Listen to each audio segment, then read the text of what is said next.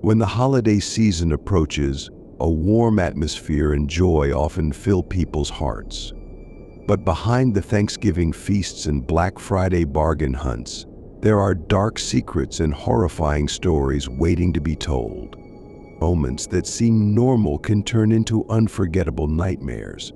Brace yourself, because these scary stories will make you rethink safety during the holidays, where dark things can lurk right next to you. The gas station. One Thanksgiving evening, my girlfriend and I were on our way to her parents' house, where we were invited to a special dinner. This was a great honor for me, as I had only had the opportunity to meet her parents 3 times before. Even though I was excited, I still felt nervous because I would meet my grandparents, aunts, uncles, and other people I had never met. Our trip started with a long journey from my house to her parents' house. The 45-minute drive on a deserted road left us feeling lost. After traveling a long way, we decided to stop to refuel at a small, remote gas station belonging to the Gulf chain. This gas station looks like it has been abandoned for a long time, with old signs and a stuffy atmosphere, as if time has stopped here. When we pulled up and I walked up to the counter to pay, the silence in the gas station was almost palpable. I bowed my head at the counter and reached into my wallet to find the necessary cash, trying to avoid the eyes of the old pictures and billboards on the wall. When I withdrew the money, I felt an invisible tension, as if someone was silently observing from somewhere. I looked up and immediately noticed the counter was empty. There was no staff there, and no one responded when I called out. The cashier counter was as empty as a strange nest, and the door behind the counter, where the staff should be, was also missing. The only single bathroom in the gas station was slightly open, revealing a pitch-black space inside like the mouth of a bottomless pit. I tried to look for any sign of staff, maybe an ice maker or any other item, but there was nothing but eerie silence. I felt uneasy and thought to myself that maybe the staff had gone out for a bit, maybe to look for something. I walked to the back of the gas station, hoping to find some sign of human presence. The back area had only an old trash can under the dim light of a light bulb, and I didn't see any signs of human activity. When I turned around and was about to pay, I heard a strange whisper coming from the nearby woods. My heart pounded as the sound grew closer and closer, as if someone was whispering my name from the darkness. I took out my phone, turned on the flashlight, and shined the light into the forest, gliding through the dense branches. The light was dim enough for me to see a shadowy figure standing from behind a large tree. That scene made me feel like I was living in a horror movie. Too scared, I hurried back to the car and stepped on the accelerator, running quickly to escape that scary gas station. My girlfriend, seeing my panic, began to worry and kept looking in the rearview mirror, afraid that someone was following us. We found another gas station shortly after, which had an actual cashier. I paid $30, and as I filled up, a man in a black hat approached the pump and stared at me with cold eyes, as if waiting for something. Even though I tried not to pay attention to his eyes, the feeling of being watched grew stronger. Finally, when I asked him if there was a problem, he just turned away immediately, without saying a word. I jumped back into the car and left quickly, feeling like I was escaping a nightmare. When we finally arrived safely at her parents' house, I breathed a sigh of relief, but the feeling of anxiety did not go away easily. A few weeks later, when I learned more about that old gas station, I discovered that the 33-year-old Indian man who worked there had been murdered. His body was found in the woods behind the gas station. I immediately told the police about the man I saw at the gas station, and investigators confirmed that he was captured on security cameras. On Thanksgiving the following year, a similar murder occurred at another gas station, and the perpetrator became known as the Thanksgiving Killer. This incident made me feel scared and worried about whether he was still free and could continue to commit crimes. The memory of that night still haunts me, and I cannot erase the feeling that darkness and death are silently lurking around us. Walmart attracts the weirdest people. One Black Friday, my brothers and I, unable to wait to take advantage of the huge discounts, decided to go to Walmart, a place we knew would be busier and more crowded than ever. As soon as we entered the store, we were caught up in a huge crowd of people jostling each other, trying to find discounted items. Walmart, with its discount sections and piles of merchandise, becomes a chaotic maze of chattering voices, clacking shoes, and glittering flyers. We quickly made our way upstairs via the escalator, our goal being the arcade area where I had planned to find the latest Call of Duty game. My brothers had their own plans. They were looking for another game that I don't remember clearly. The feeling of being overwhelmed by the sea of people and the hot air makes everything even more stressful. As soon as we set foot on the floor, a strange image appeared among the crowd. An old man with a heavy build and pale skin walked up to me. He looked like he hadn't showered in days, with a strong body odor like vomit mixed with sweat. His coat was dirty and wrinkled, his eyes blearily scanning the crowd, as if searching for something specific. He approached me with a slow but determined step, and although he said nothing, his presence created a heavy, uncomfortable atmosphere.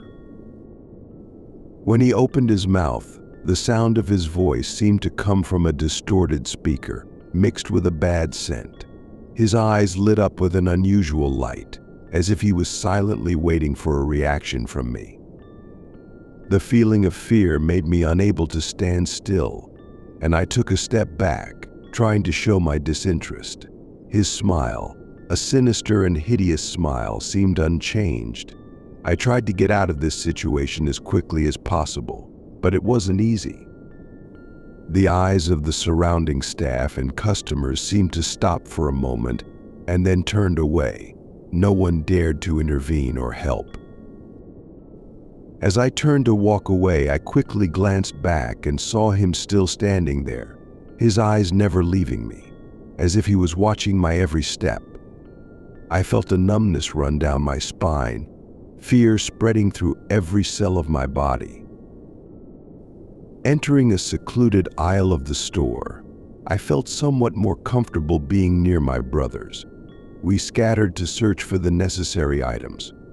While I waited, I decided to check out some of the sale items, especially the jeans and t-shirts.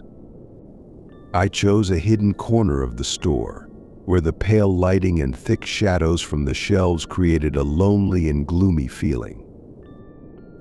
While I was concentrating on examining a few t-shirts, suddenly, a cold hand grabbed my arm.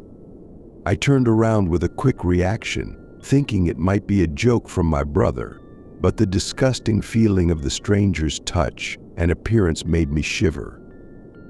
It was the strange old man from before.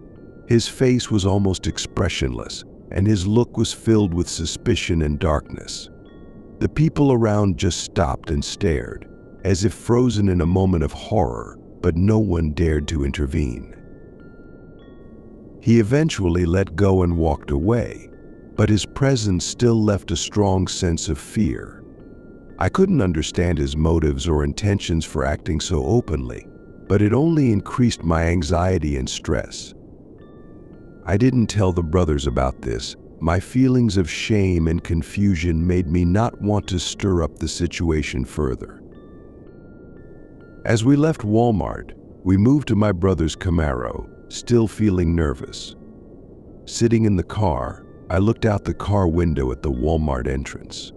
There, right on the bench opposite, I saw the strange old man sitting. His eyes, still attentive and cold, followed us little by little. His head moved slightly, as if always facing me no matter which direction we moved. I raised my middle finger, a gesture of frustration and anger, but he didn't seem to mind. As our Camaro pulled out of the parking lot, I glanced back one last time and saw him still sitting there, his eyes never leaving us. That scene, with the dark lighting and the look on his face, was seared into my mind, becoming a haunting memory of the strangeness and horror I had experienced at Walmart on Friday. Black Friday 2013. On Black Friday 2013, when the first light of morning had not yet appeared and the quiet of the night still prevailed, I decided to wake up at 3 a.m. to have the opportunity to take advantage of special offers at Home Depot. I knew that the store would open 3 hours earlier than normal opening hours on this day, and so I arrived much earlier than everyone else. My goal was to buy an artificial Christmas tree for my family, an item that was originally priced at $2,200, but was marked down to just $100 during this sale. When I arrived at Home Depot, I was surprised to see that it was just me and one other person waiting outside. It seems like most people chose other destinations like Best Buy or larger shopping centers. The atmosphere in the parking lot was emptier than I imagined for a Black Friday. Maybe I came too early and it wasn't really necessary. When the store opened, I quickly found the 9-foot-tall artificial Christmas tree I was looking for. One of the few employees working that hour helped me carry the giant box to the checkout counter and then to my car. The parking lot remained eerily deserted, making me feel like I was one of the luckiest people in the world. After paying and tipping the staff, I was about to leave when there was a light tap on the car window. I rolled down the window, only to see a young man, about 20 years old, wearing a black beanie, standing outside with misty eyes and a scruffy appearance. He asked for change, but when I checked the small compartment where I usually keep my change, I found that it was empty. I refused to give him any money and felt guilty about it. Just then, the man asked if I could give him a ride to the nearest gas station. My kindness clashed with my anxiety, but in the end, I decided to let him get in the car. After a while, I felt a strange silence from him, no words of thanks or expressions of appreciation. I tried to open a conversation but received vague answers, and it seemed like he was intentionally ignoring my questions. The feeling of anxiety is increasing. I started driving, trying not to look in his direction. Every time I turned, I felt his eyes, constantly watching. It felt like there was a threatening presence, creating an indescribable tension. He didn't move at all, just focused on looking at me with emotionless eyes. I felt more and more cold sweat breaking out, as if I was being watched from the dark. When I noticed a gas station in sight, the traffic light turned red, and I felt like I could breathe a sigh of relief. I accepted the need to stop and listen to the feeling of fear rising within me. The man got out of the car and stood on the side of the road, looking at me as I drove through the intersection. A fleeting feeling that I had just escaped a scary situation made me feel relieved, but joy was quickly replaced by anxiety when I realized something important was left behind. When I got home, I suddenly felt something missing in the car. My phone was gone. I knew I had left my phone in the cup holder of my car and immediately felt a panic attack. I went back to the gas station, but the man was no longer there. I returned home with an increased sense of anxiety and fear, and when I checked my house again, I found the door open and the entire house in serious disarray. My entire house was ransacked and ruined. This scene made me feel seriously violated, and I immediately called the police from my neighbor's phone. When investigators arrived and examined the scene, they found no trace of the unknown man, but they did detect his fingerprints on multiple surfaces in the house. That fingerprint did not match any records in the database. The feeling of insecurity and fear still did not leave me. I couldn't sleep, thinking that a stranger might have known my address and could return at any time. That man's presence and the events that followed left a deep psychological scar, making it impossible for me to find peace in my own home. Thanksgiving 2014. Today is Thanksgiving, and the cozy atmosphere of the evening is filled with the bustle of family and friends. My home, already decorated with holiday details, echoed with laughter and thoughtful exchanges. Among the guests were our kind neighbors Tom and his wife, along with their daughter Sam, a 15-year-old boy. Tom and his wife don't have a large family, so they often join us on special occasions like Thanksgiving, when we all gather together and enjoy dinner in an intimate atmosphere. After dinner, we gathered in the living room to watch the football game as an annual tradition. Parents and friends all sat on the sofa, laughing and cheering for their favorite team. My two daughters, Tracy and Michelle, withdrew from the bustle. Tracy, 16, was enjoying a private evening in her room, and Michelle, 13, was trying to avoid watching football with the crowd. When the match entered halftime, I decided to go up to Michelle's room to invite her down, hoping that the excitement of the match would change her mind. I knocked on the door and tried to convince Michelle to join everyone. After a bit of resistance, she finally agreed and followed me down to the living room. However, as soon as we arrived downstairs, a feeling of insecurity suddenly invaded my mind. I glanced through Michelle's window and saw a shadowy figure standing outside. The figure was unclear, but it was clearly not Michelle. It was another silhouette, something strange and terrifying. The feeling of anxiety increased as I realized that something was wrong. I excused myself from the group and quickly returned to Michelle's room, leaving Michelle bewildered. When I entered the room, I found no one. There was no sign of presence other than the quiet stillness of the room. Everything is still intact, but I can't erase the feeling that someone was just here. I continued to check the room and discovered that everything appeared normal, with no signs of intrusion. However, the strange noise from upstairs made me feel uneasy. I nodded at Michelle, motioning her down the stairs while I turned off the lights in the room and checked every nook and cranny. It felt like there was something hidden. I couldn't dispel the anxiety in my heart.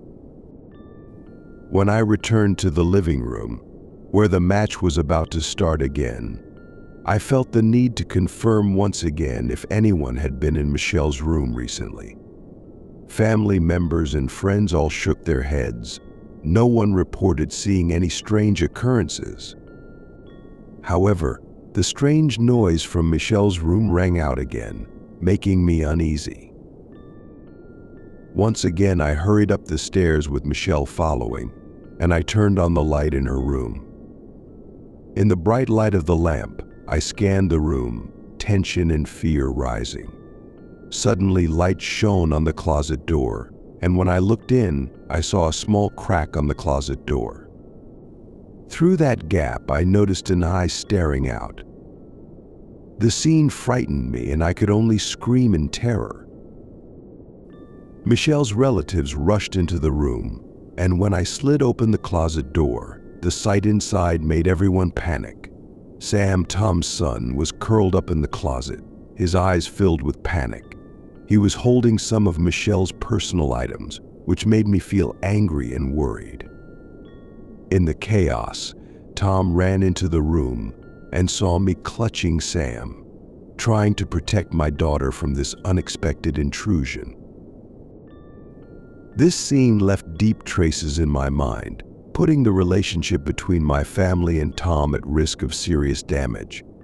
This event not only fractured our friendship, but also heightened my feelings of anxiety and protectiveness over my daughter like never before. The fear and tension of that evening are still fresh in my mind, making every Thanksgiving that follows a terrifying reminder of family safety and security. As the lights go down and the family's laughter becomes distant, the memories of these horrific events still haunt the mind. Indelible fears and ghosts of the past are always waiting to return. Do you dare to face the strange things that can happen during the holidays? Be careful, because when you think everything is over, maybe another nightmare is silently waiting to enter your life.